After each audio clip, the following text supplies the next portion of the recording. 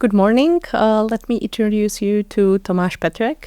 Tomas is a brand consultant and he helps companies to build brands. And today we are going to talk about how to build brands. Hello, Tomas. Hi, thanks for inviting. So if we start from scratch, if I work as a cosmetician, hairdresser, how do I build a brand? Where do I start? Yeah, usually we would recommend not to start with the fun and creative part, but try to go back to the Excel sheet and try to figure out your business plan if you don't have one. Or if you have one, try to review it.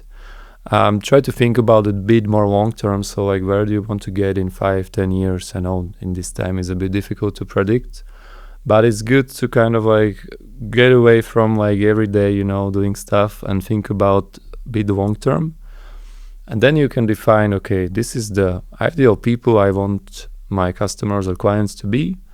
And then you can think about, okay, how do I build a brand which is attractive and works to attract such people? Yeah, so I would start from that part, from the analysis strategy, and then go to the creativity, then decide if it's, premium or like more approachable and like all this nice stuff. Mm-hmm. If we are talking about the creative part, where would you start from the creative part? Would you start with the logo? Would you start with the name? Or does it start with something else? Yeah, once you have this done, and you don't have the name is probably the first thing to start.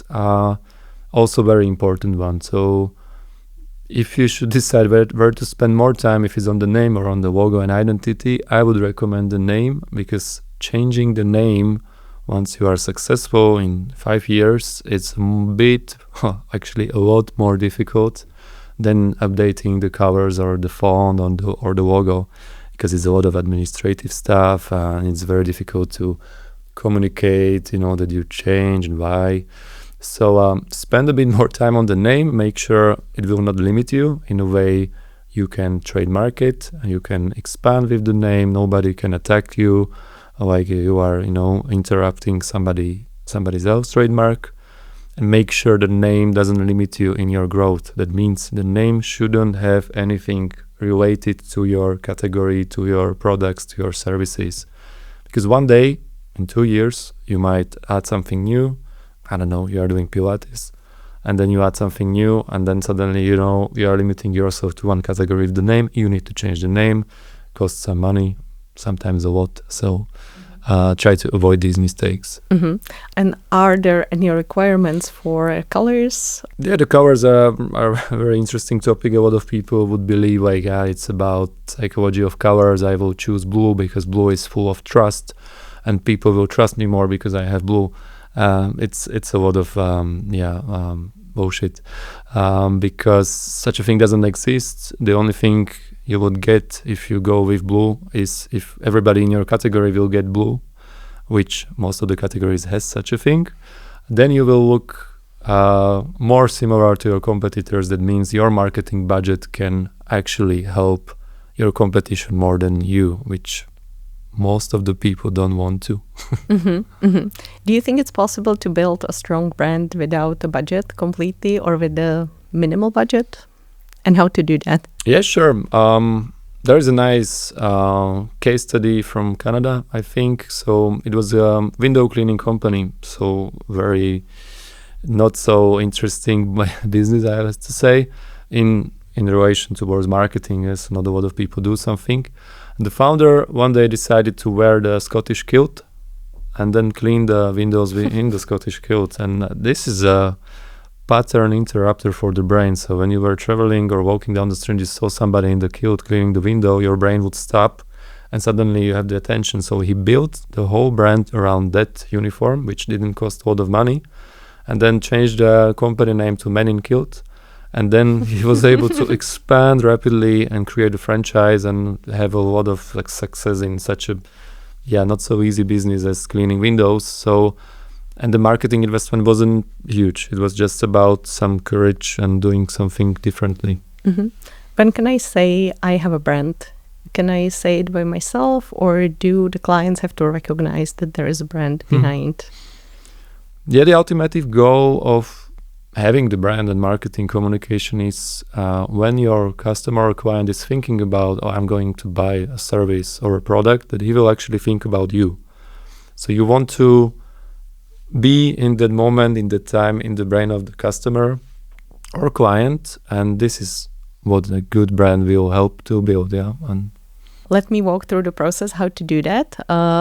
Let's say first 3 steps. How would you create the emotional part? So I would start again with the boring stuff, the plan, the strategy, where you want to go, where you are today, and then there is a hack for small businesses, which is very useful. One of the strategic ways to build small business is called select your tribe. Mm-hmm. So it's a smaller target group, very specific one. We have a client in Netherlands. He started to sell supplements. So he wanted to build a brand in supplements, which is very difficult segment. A lot of corporates, a lot of competition. We helped him to define the tribe, and his tribe was people who are biohackers. Back then, 5 years ago, it was very trendy. So it could help him grow in the first phase. And then we added the age. So it was people who are biohackers over 50 and then had money to buy premium products. And this defined the strategy of the brand. And thanks to that, we were able to create a name which supports that. So the name of the brand was Nordcode. So something which is evoking Scandinavian premium quality. Then the visuality, the package design, the logo, the colors, everything went with the strategy of it's premium, it's for biohackers, it's for people who want to earn more money, invest more money. So it was very minimalistic, very premium, color coding, package design, everything. So thanks to that, he was able to expand his business from being one-person company to hire more people. Now, 5 years later, he has own scientists, his revenue is growing, and he was able to expand this tribe towards like more different tribes and like be almost a mass brand. So now moms would buy these supplements and these healthy foods for their families. People who are not biohackers are buying Nordcode because he managed to survive the first years of building the business thanks to his tribe. Now he can expand. Mm-hmm. Let me walk through the process. If I'm a yoga teacher or a beautician, how do you think about the name? Should I use my own name? Should I use my creativity to think about something completely different, and why? So both strategies are very okay. It just should be connected to where you want to be in the future. So that's why we recommend to think long term. So do I want to sell this business? Do I want to, be just myself working as a yoga teacher forever? Or, so in this case, if it's just about me, it's easier to build under your name. There are a lot of studies which say actually personal brands are growing very heavily.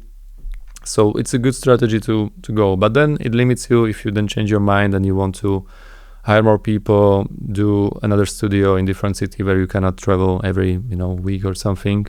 And then people follow you as your personal brand. They expect you to be there, and then you are not there. They could be like, So there is a limit to that. And if you want to be in that part of like business strategy, opening branches, hiring people, having more like expert people in the team who do similar stuff, or you don't want to, expose your name and like person, then it's easier or better to build a new brand. At the start it could be a bit more challenging, but then it's actually a lot more freedom. You can sell the business, you can retire and have somebody else run it, and people will not be like, where is this person? So it's different strategies, and for everybody, one could be the best option or the other one. What do you think is the biggest mistake people do when they are starting and they are creating brand? Skipping the homework. So jumping straight into creating the visual identity, the logo, thinking, okay, where I spend my marketing money, and have no strategy. So spending all of your budget in performance ads or like, meta ads, and then just, with no strategy, it's a lot of risk. It's like a casino.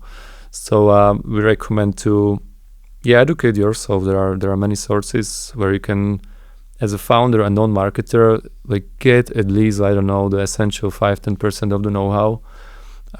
If you cannot then afford any consultants or agencies, then you need to invest a bit more time into education. But it's a great investment. I would say marketing will be a huge tool also in this post-AI era. Yeah, do this, educate yourself, and do not skip the homework. Analyze your competition and make sure you have like a long-term strategy, that you are not switching everything every 5 months. That's really losing a lot of money and time. What would you not spend money and energy on while creating a brand? Well, not spend.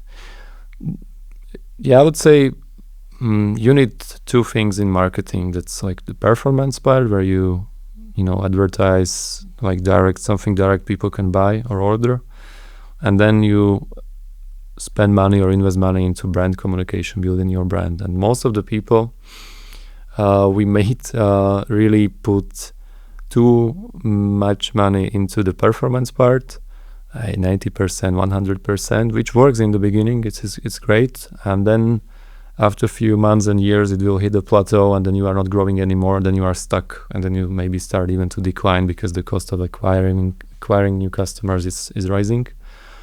So the worst mistake is when you forget to invest in your brand, and we recommend to do that already from the day one. Slowly add from 10%, 20%, and you want to get somewhere around 60% brand, 40% performance marketing. And I know, like, for a lot of people, it's just like, I don't have a lot of money and I need to see the results. And this is the same for small companies and corporates. But the marketing science is showing the brands and people who invested into the brands long term. It's like investing, in stock market, like funds. So it will actually help everything. It will slowly, gradually grow, and then will actually make even your performance budget. It will make better ROIs thanks to the brand. If you have salespeople, they will have better conversions if you have a, stronger brand. So it makes sense. You need to be patient. The results do not show overnight. It feels like you are throwing away money and people will be screaming at you, or you will be screaming inside like, what the hell I'm doing. But look at the studies and look what's actually working or not. Don't look at stupid trends. When would you say it's time to hire an agency like yours to help the brand creation? Definitely you need to have your business plan and the concept verified. And I would say a good time is before you invest more time and money into what you are doing, into the brand you are building. That's a good time to at least invite somebody who can audit what you are having right now. Maybe it's good, maybe they will tweak some things. We do these audits every time. Helps a lot. And of course, it costs some money, which some of the smaller businesses, they cannot afford quality agency. So it's also okay. I think most of the founders and business owners can do well themselves if they educate right, and then they find the right sources and they don't change stuff which works. That's important. Mm-hmm. Part of the visual identity is also tone of voice. How would you recommend to think about tone of voice, not to sound too corporate, not to sound too like an amateur? Yeah, depends where you want to get. If, for example, you are doing massage services and you want to get into corporates as the number one provider for like high premium corporate massage for like the benefit of the employees, then maybe having the corporate language is the best thing you can do. So analyze your target group, maybe not the one you have currently as you are starting, but the one you want to get to, where you can earn the more money. And then if for them it would work that your tone of voice is a bit more corporate, do it. The only thing is it needs to feel authentic, so it needs to be like you are okay with that. Yeah. Other than that, other examples, we would say the authenticity is a good way to go. So the way you behave when your customer client is with you is something which should define also the way you use tonality in your ads and communication and all the formats in marketing. Otherwise, it's really scaring off a lot of business, but usually, if you are successful, it works, then you shouldn't change it. As far as trends, how should I think about which trends to incorporate into my brand? That's a tricky one. It's good to see the trends, but I would focus on the trends of the categories. So that means there was a recent study about what influenced the most the growth of businesses and brands, and actually doesn't have anything with like a brand. It's what influenced the most the growth is the growth of the category.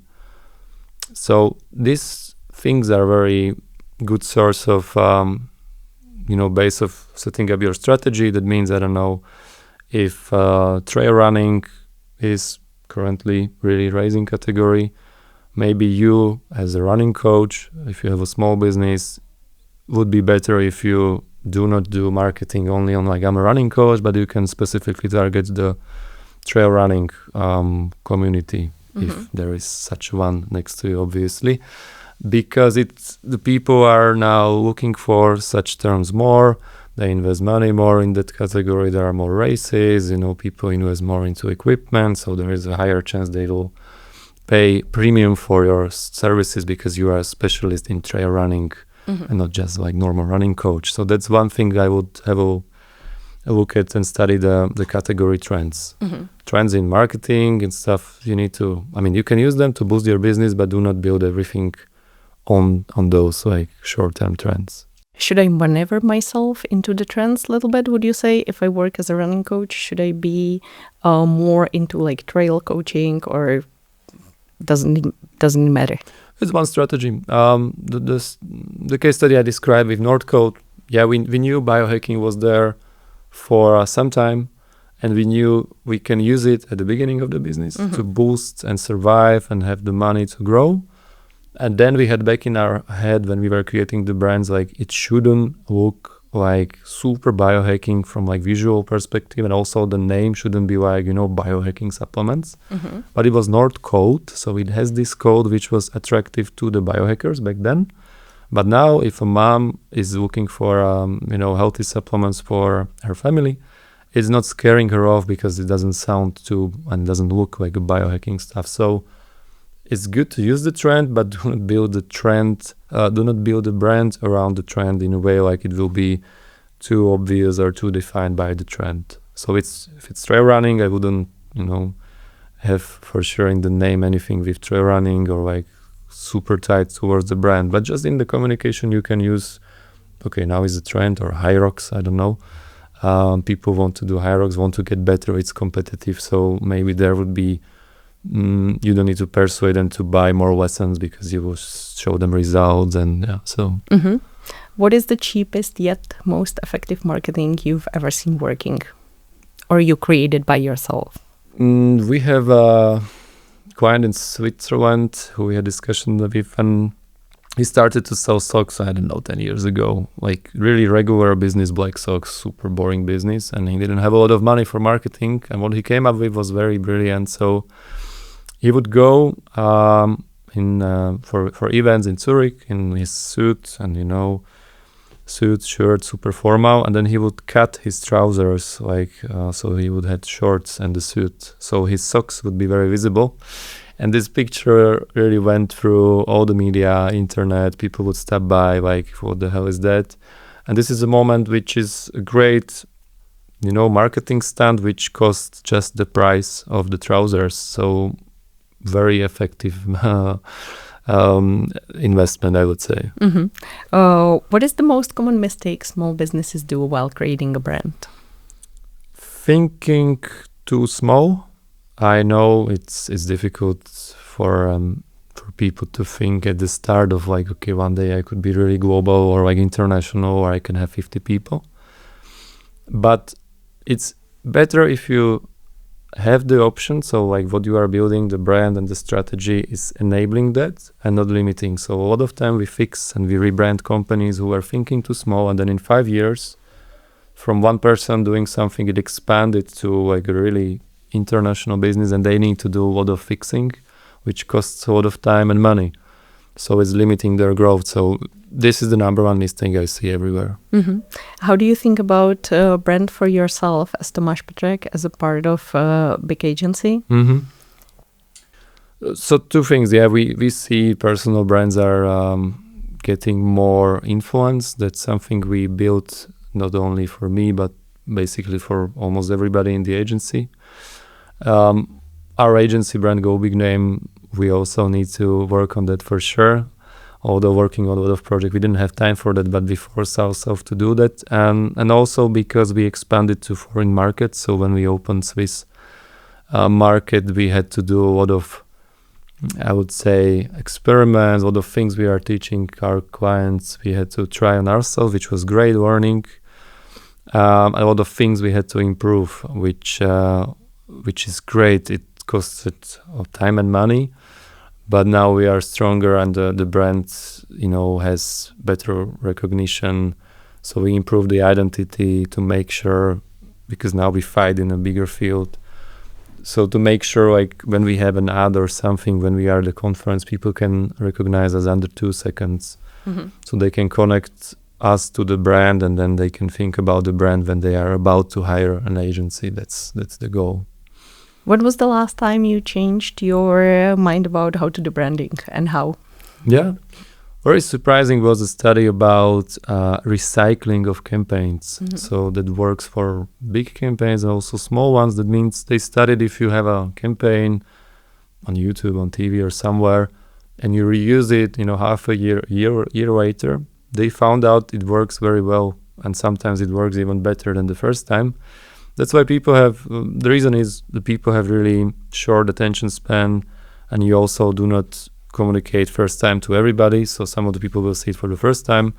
And the other thing is people like repetition.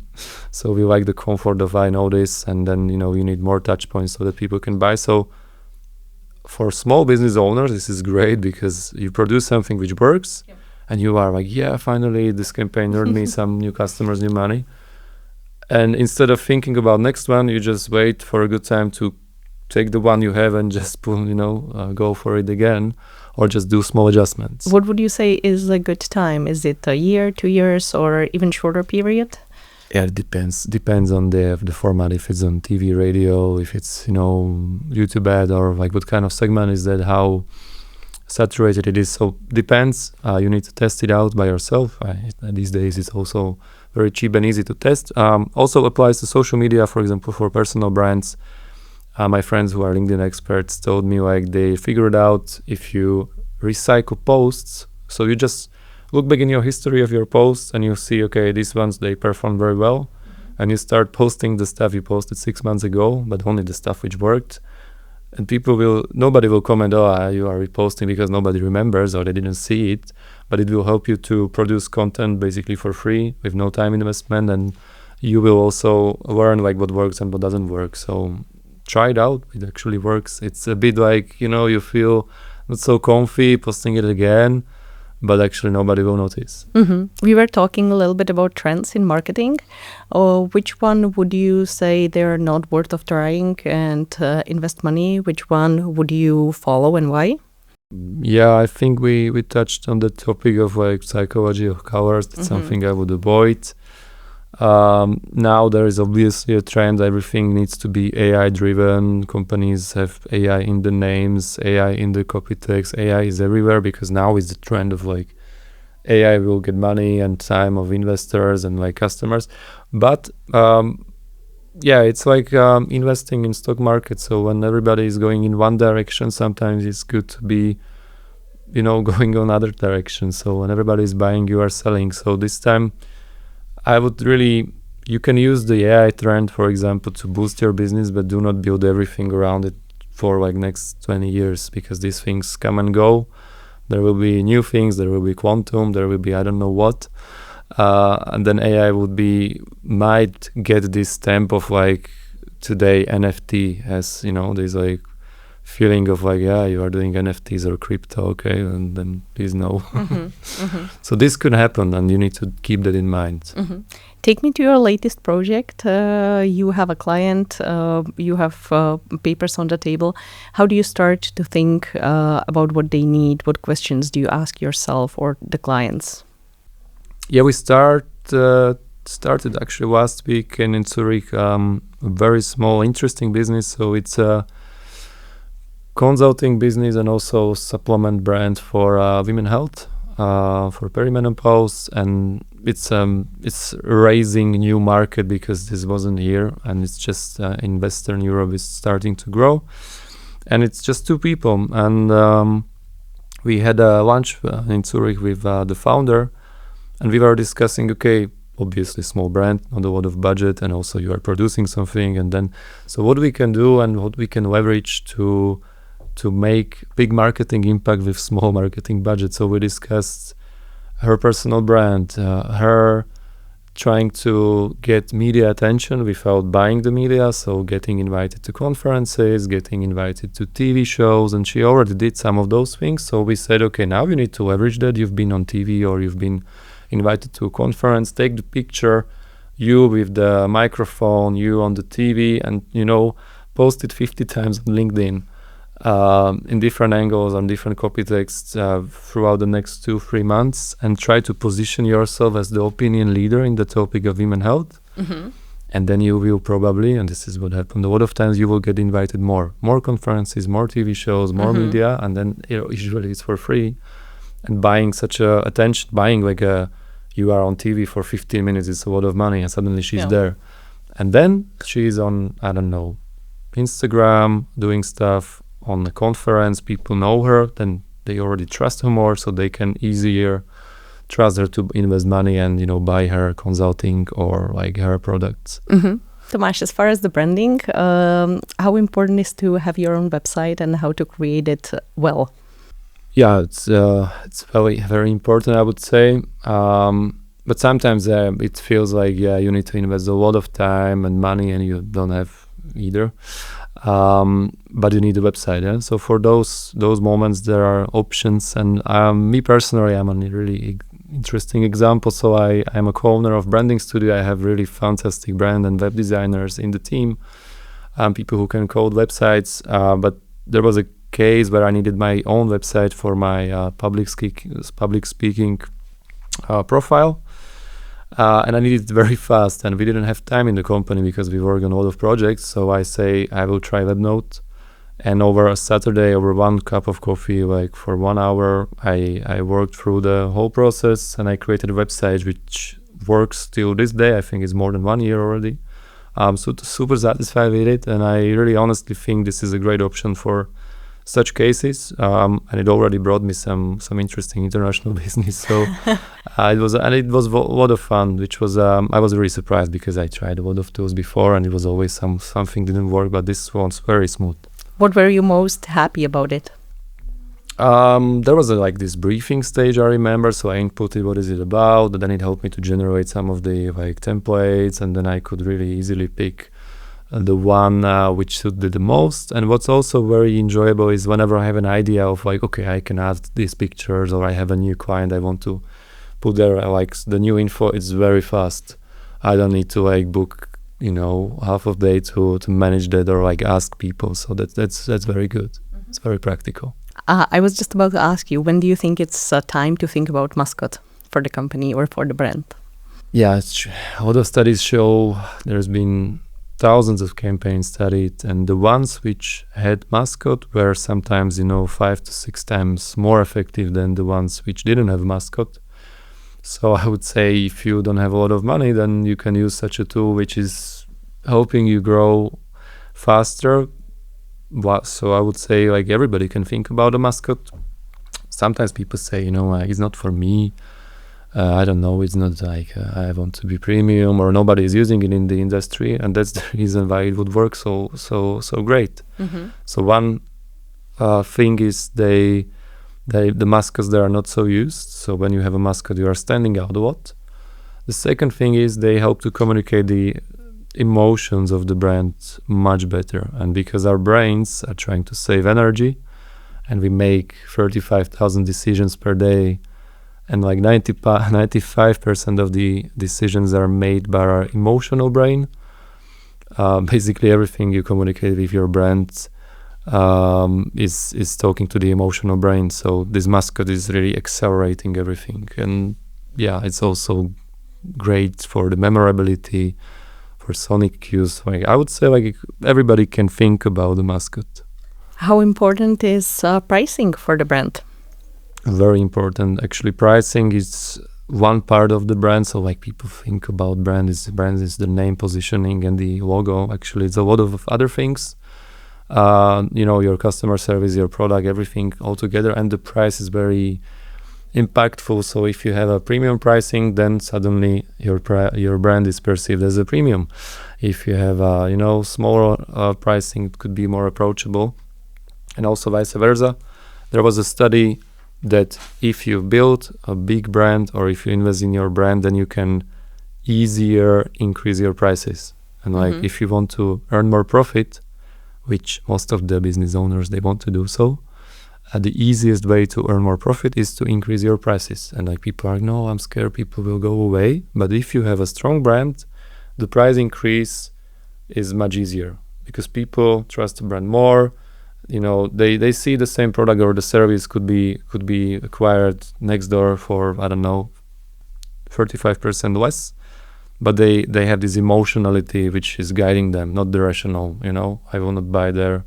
I don't know them. They're a small brand. What if that happens? It's super irrational, and they go for the bigger brand, and even if they pay 35% more. Creating a brand, is it more rational or is it more like gift to be able to come up with something? We created more than 400 brands, and our success is behind the system. So it's very systematic. We have processes. When we create brand names, we have to create 800 to 1,000 concepts to be able to present 5 to a client. So it's very systematic work, but also because we do this as a business. Yeah. So we are not doing anything else. We are just creating and fixing brands. And then this system also helps with if somebody has a one-person company and wants to do the brand by himself or herself. It's good to find a system which is proven by science. You can research with AI, like what are the ways you can, the frameworks which you can follow when creating the brand, and then do some research, find some studies, and pick one and go with that one. But do not use the AI like create me the brand, create me that, create me strategy. This will create you generic thing which, the same person, your competitor will use the AI will have the same result.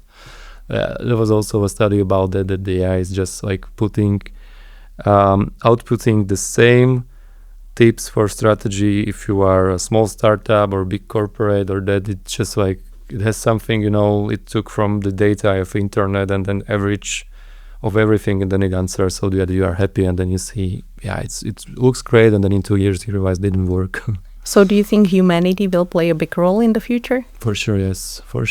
Also, the AI seems like very creative and everything, but you need to keep that in mind, like how it works currently. Yeah. So it sources from some data sets, and then a lot of people have access to it. So, and then it gets like very similar results and output. So the human touch is for sure needed and will be needed. And I think the combo of AI plus human is the future. So we do not say like do not touch AI. I use it as a tool, but not as a like, I give it 1,000 and then I have a coffee and come back and now it's done. So this is not a good strategy. What do you do to help to boost your creativity when you need to come up with something and you feel like you have zero idea?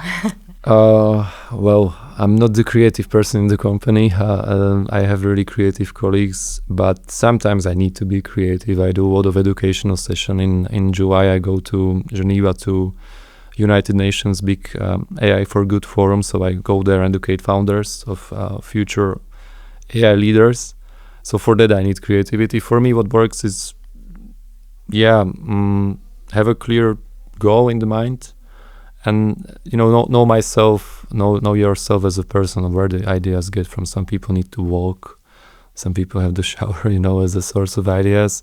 For me, I don't know, I sit down for 45 minutes, focus on, okay, what I need to create, just put in whatever is in my mind, and then I go and do something boring or non-creative, like walking the dog, cutting the lawn, cleaning the house, and just I have my notepad or phone with me and then input the ideas. And this way it works very well. It's a lot of fun, and actually you can also clean your house in the same time. So, while creating a brand, what is the most challenging part for you? These days it's for sure the name, because the number of trademarks, so trademark of the brand names is rising every year by a lot, so it's exponentially growing. So the task of coming up with a name which could be protected by a trademark, which we recommend for sure, because if you are not having the trademark, then you are building something which you are not owning, and somebody can steal from you, or so the name creation is getting very hard. And also, I think it will be this week, thanks to AI, there will be a lot more of competition in every segment. Mm-hmm. You can create a brand within, quarter of time what you had to invest before. So a lot of people can enter as competitors, and for us it's important to build something which is, which stands out on the brand street. So like when we are talking about the codes of brand, it means the name, the visuality, that it's something which is recognizable, and out of all the competition you can see, okay, this is my brand. Mm-hmm. In that terms, how to be unique? Yeah, unique for sure unique in the brand codes. That means if everybody, we are doing cybersecurity companies, everybody is looking like Matrix movie, you can avoid that helps a lot. Stand out. Now we did a great brand for our client.